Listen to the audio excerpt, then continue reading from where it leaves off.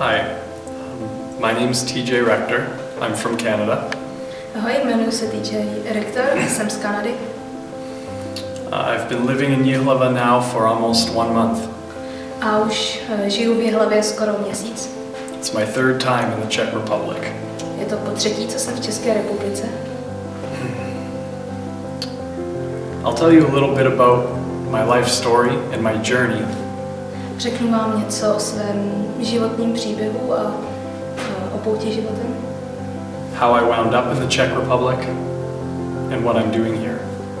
Jak jsem se dostal do České republiky a co tady dělám. First I'll tell you that for most of my life I lived for myself.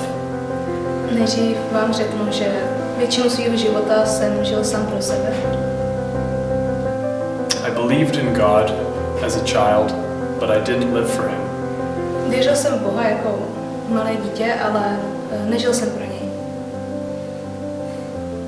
As a child, I always dreamed of becoming rich. Jako dítě jsem vždycky snil o tom, že se stanu boháčem.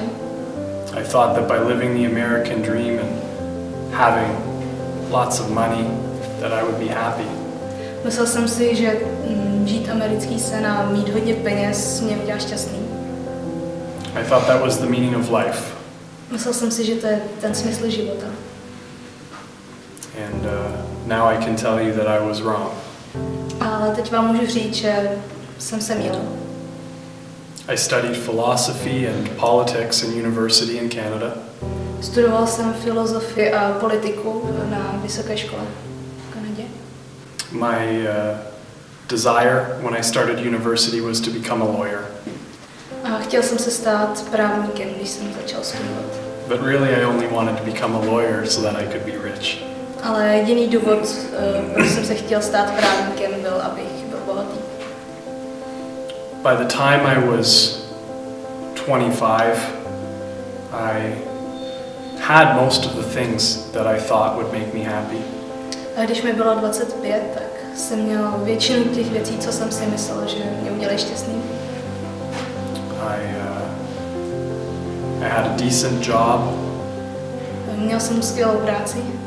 A nice place to live. A nice girlfriend. Dobrý místo pro život a skvělou přítelkyni. I could do pretty much anything I wanted, anytime. A mohl jsem v podstatě dělat, co jsem chtěl, kdykoliv. But the strange thing was that I was becoming less and less happy all the time. Ale to zvláštní na tom bylo, že celou tu dobu jsem se stával méně šťastný.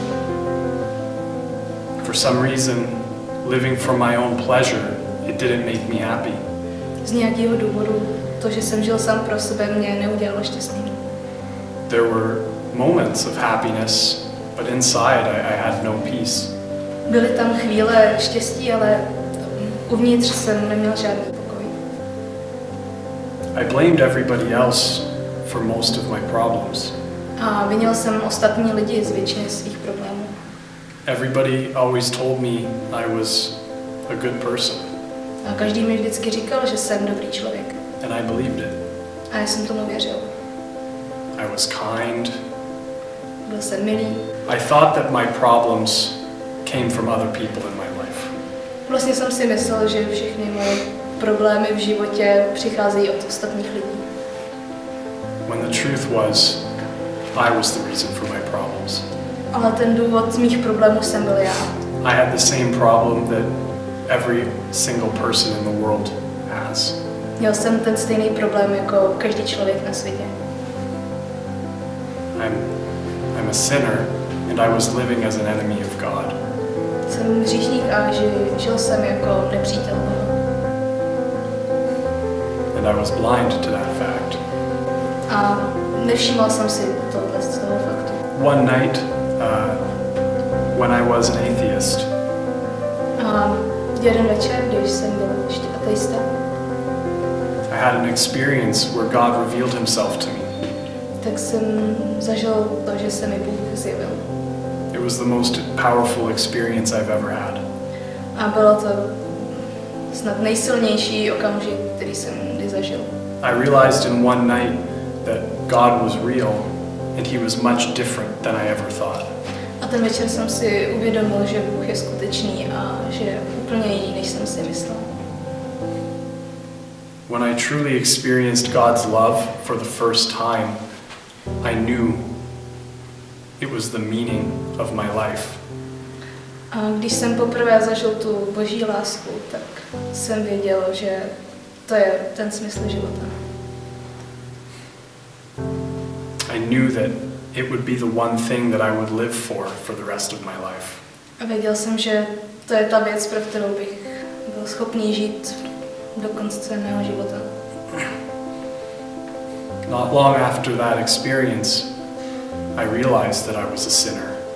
A zanedlouho po tomhle zážitku jsem si uvědomil, že jsem hříšný. I realized how much I was hurting the people in my life. A uvědomil jsem si, jak moc jsem ubližoval lidem v mém životě. And how my sin was really against God. A jak ty moje hříchy byly opravdu proti Bohu. I started to read the Bible and I realized that Jesus is the Son of God. Tak jsem začal číst Bibli a uvědomil jsem si, že Ježíš je Boží syn. That in Jesus we can see God's perfect love as a human being. A v Ježíši můžeme vidět tu Boží lásku jako v lidském vidí. I prayed to Jesus and asked him to save me from myself and from my sin. A tak jsem se modlil a poprosil jsem Ježíše, aby mě zachránil od mých hříchů. I knew he was my only hope because I was destroying everything good in my life. A věděl jsem, že on je moje jediná naděje, protože já jsem si ve svém životě všechno akorát ničil. And I can tell you that he did save me. A můžu vám říct, že mě zachránil. Because of him I started to hate my sin.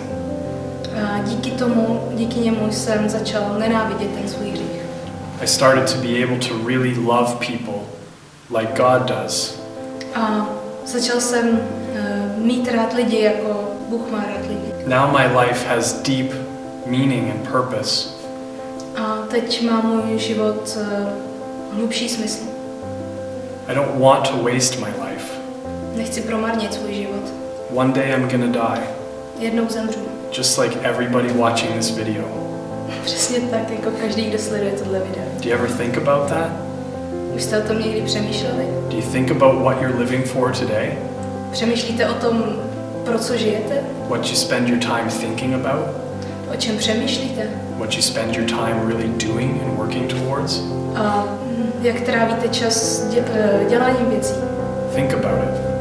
Přemýšlejte o tom. And think about the moment when you're gonna die. A přemýšlejte o tom, o té chvíli, kdy zemřete. How much is that stuff going to matter in that moment? Nakolik na té věci záleží v tu chvíli? This world and everything in it, it's passing away, Tenhle svět a všechno v něm prostě jednou odejde, including you and me. včetně mě a tebe. But God, He endures forever. Ale Bůh, ten bude vždycky.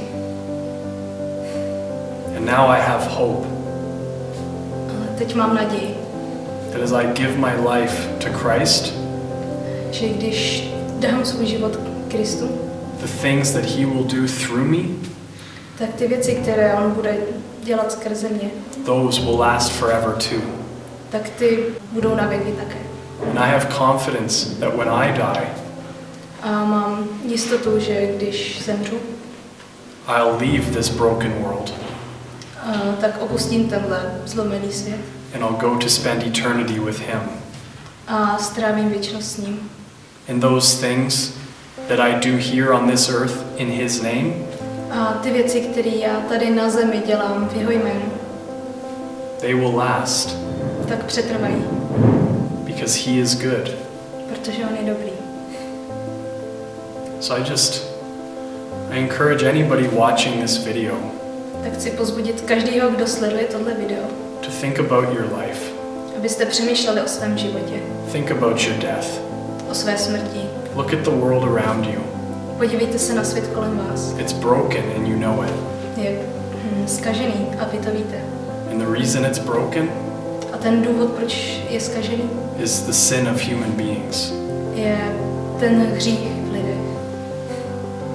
And the uncomfortable truth is that we are all part of that problem. A ta nepříjemná pravda je, že každý z nás je částí tohoto problému. Just look at the brokenness of the world today. Prostě se podívejte na tu zkaženost a zlomenost tohoto světa. In our families, V našich rodinách, in our schools, v našich školách, in our governments. v našich vládách. It comes from sin and selfishness. To vzniká z hříchu a sobectví. And Jesus Christ, He offers us a solution. A Ježíš Kristus nám nabízí řešení. I should say Jesus Christ is the solution. Nebo jsem spíš měl říct, Ježíš Kristus je to řešení. His goodness can become mine.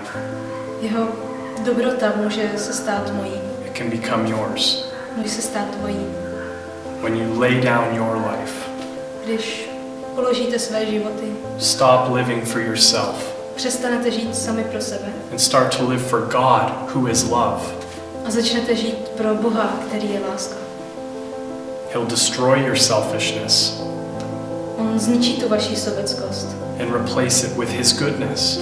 a nahradí jeho dobrotou. He'll give you meaning, purpose, hope. Dává vám ten smysl života a naději And a life that's worth living. a život, který stojí za to žít. That's been my experience. Tak to je moje zkušenost. My journey with Christ has brought me to the Czech Republic. Moje pouť s Kristem mě přivedla do České republiky. I don't have all the answers why, and I don't need them. A já nemám všechny ty odpovědi na otázky proč, ale já je nepotřebuji. I trust God. Věřím Bohu I know He'll provide for me. a vím, že On se o mě postará. Jesus said, "Why do you worry about what you will wear, where you will sleep, what you will eat? Ježíš říká, proč se staráte o to, co budete mít na sebe, kde budete bydlet a co budete jíst. The birds don't worry about those things, Ptáci se o tyhle ty věci nestarají, but God provides for them. ale Bůh se o mě postará. How much more important are we than those birds?" A o kolik důležitější jsme my než ptáci. My hope is that during my time in the Czech Republic, To mojí naději během toho času, co budu v České republice, I'll have many opportunities to share the hope that I have with people here. je, že budu mít příležitost, nebo hodně příležitostí sdílet tu svoji naději s lidmi. And that somehow I could also be used within the church. A taky, abych se nějak zapojil v církvi. I don't know what else to say. Není co víc dodat.